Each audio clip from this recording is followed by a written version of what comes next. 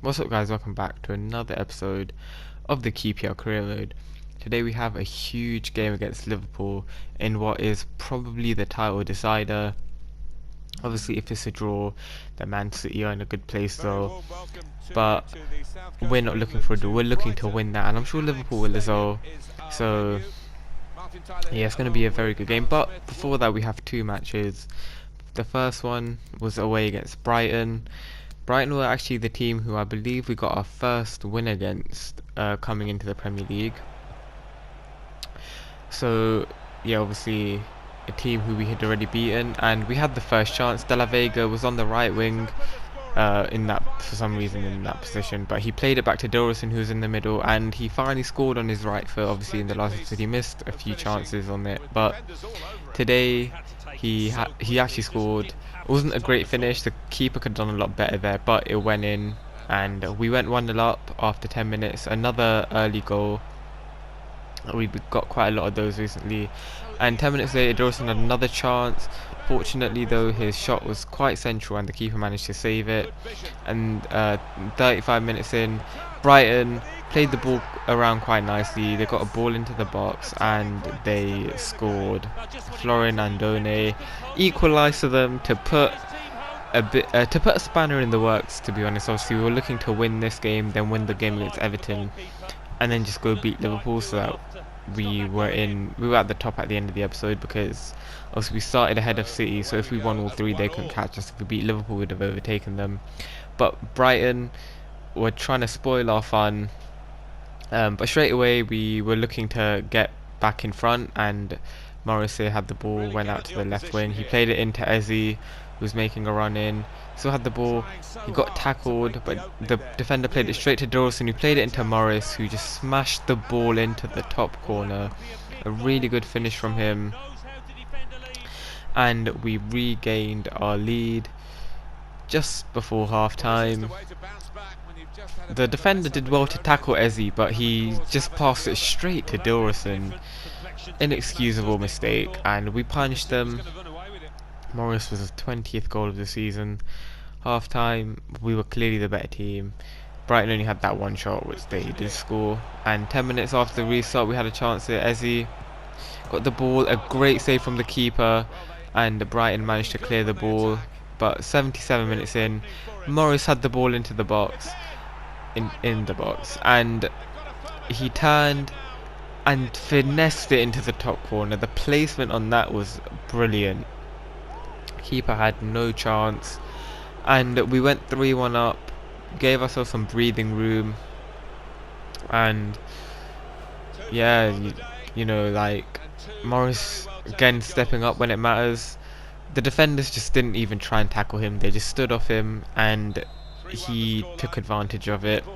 But Brighton just a few minutes later had a chance here, and they had a shot which was saved, but it fell really kindly back to them, and they managed to score to make it 3-2. And yeah, the guy was in just so much space. I don't know where I think Manning was, but you know, that was the end of the game. Luckily as well, because we actually lost the ball there and Brighton almost counted us, but the ref didn't let them. Luckily we won the game 3-2. I think we deserved the win based on the amount of chances that we had compared to them, and yeah, we kept the pressure on Liverpool, went further clear of Manchester City as well, because again Liverpool and City had midweek games, so they weren't actually playing again for some reason. But this would actually play into our advantage when we played Liverpool, because obviously with their European adventure they would have a lot of tired players, whereas we wouldn't, so we would have a fully rested team. But before that match we had their Merseyside rivals Everton, who were the team we first played when we got into the Premier League, and we actually lost the match by 2-1 thanks to a brace from Gylfi Sigurdsson. But they have since sold him to Leicester, and he didn't do anything against us in the 2 games that we played against them in. So I was thankful that he was gone, and 6 minutes in, Morrissey had a huge chance and he banged it in to make it 1-0.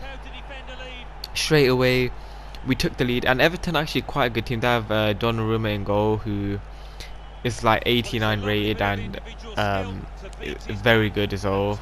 But Morris left him with a lot to do there because the defender got turned and it was a one-on-one and he smashed it into the top corner.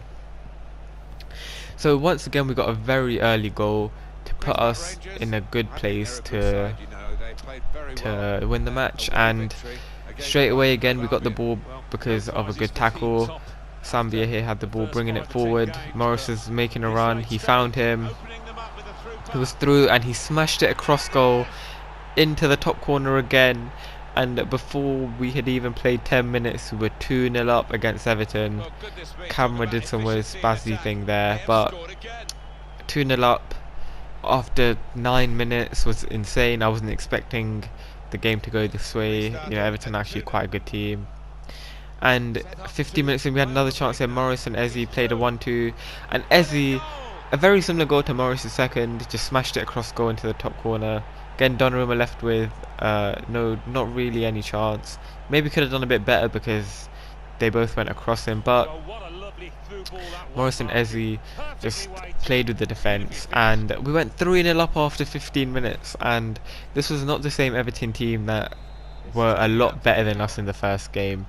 You know, we were showing them how much we had improved, but Everton had a chance here right after our goal, and it was 3-1 before 20 minutes had even gone. 4 goals in the first 20 minutes. Pretty entertaining game for a neutral person and for QPR fans as well, because obviously, you know, winning 3-1 after 20 minutes is quite good. But yeah, Everton got a goal back, which was unfortunate. It's a good finish to be fair, but disappointed to concede. 10 minutes later we had another chance here. Dorison played it to Eze, who scored again from that same position. Clearly there's a new meta, or maybe not new, but there's a meta in FIFA where you just smash it from a cross goal. And yeah, Dorison another assist. Eze scoring again, his second goal of the game. 4-1 up. He's got an insane amount of goals this season as well, along with his good amount of assists. And just before half time we had another chance. Eze played it into Dorison, who once again took the shot on his weaker right foot, and once again it went in. And the finish this time was actually quite good as well.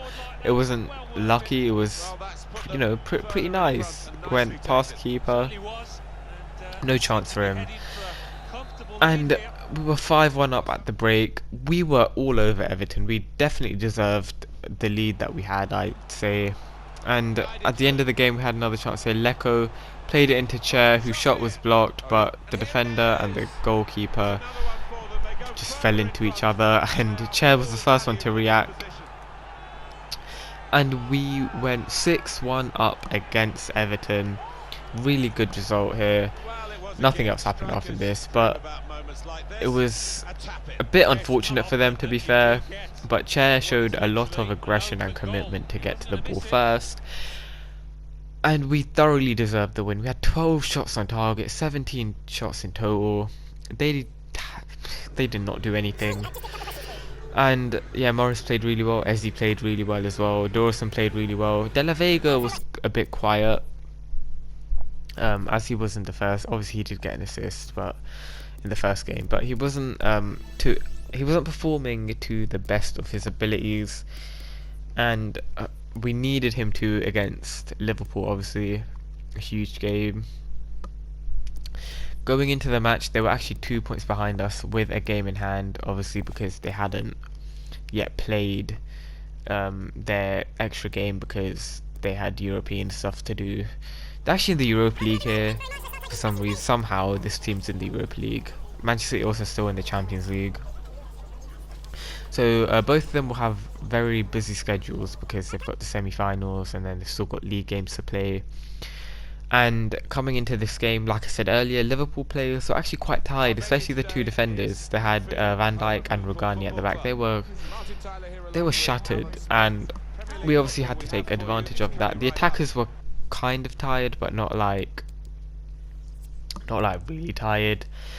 And yeah, this Liverpool team, arguably not as strong as the team in real life. Obviously the right back's a lot worse than Trent. But anyway, first chance of the game fell to us. De La Vega from a corner countered, ran past everyone, but the shot went so far wide, and that could have been a big miss. And because straight after Liverpool had a chance with Chamberlain, Roberts made the save, and Liverpool had a couple of corners, but once again we got it clear. De La Vega again running down this right wing from a corner, countering again. Robertson almost caught him, but De La Vega showed enough strength to get past him, and he scored to make it 1-0 at Anfield. We took the lead in the title decider.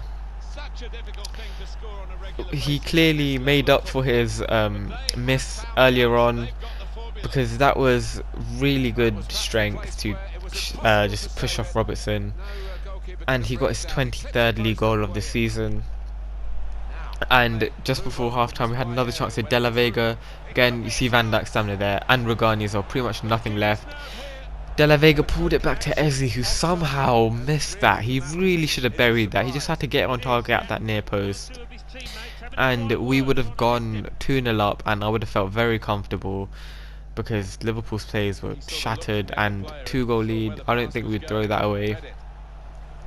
And a couple minutes later we had another chance here. Eze running down, went onto the wing, cut it back to De La Vega, but his shot was pretty much straight at Alisson, and he managed to get it away.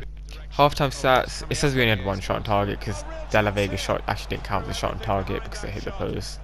But Eze had a chance there on his left foot. He should have probably done a bit better, but Liverpool had a chance in the 80th minute, and they scored because Roberts could not hold on to the cross, and he just parried it straight into the path of Aranguiz, who managed to just tap it into the empty net. Pretty inexcusable there from Roberts, although he has made a lot of saves, so I don't want to criticise him too much, and goalkeepers seem to do that a lot. But he could have got that anywhere. He could have not even just not come for it, and the defenders probably would have cleared it. He could have caught it, he could have got it away for a corner, but he just yeah. But anyway, straight after, Chair played it into Lecco, and in the 87th minute, Jonathan Lecco, who probably wouldn't even be at the club if Samuel did not tell me to sign him, potentially got the goal to just win us the game and win us the title. He just blasted that. I'm not gonna lie, it was a bit of a hit and hope, but what a strike that was, man. What a goal. And Samuel, you might have just won us the title, because that was the last action of the game. A 2-1 win against Liverpool. That win did confirm we're in the Champions League, but we pretty much knew that anyway. And yeah, I mean, the stats do suggest Liverpool probably deserved the win, but I feel like we created a good amount of chances, just didn't get enough on target. And it didn't matter, I didn't care, we won. We won at Anfield, we did the league double over Liverpool, because we beat them 2-1 earlier on in the season. And I was really proud of that, you know. We showed that we can win the Premier League. It's in our hands now. Although Manchester City and Liverpool do have a game in hand, even if they both win, they cannot catch us. So if we win all our matches, we win the title.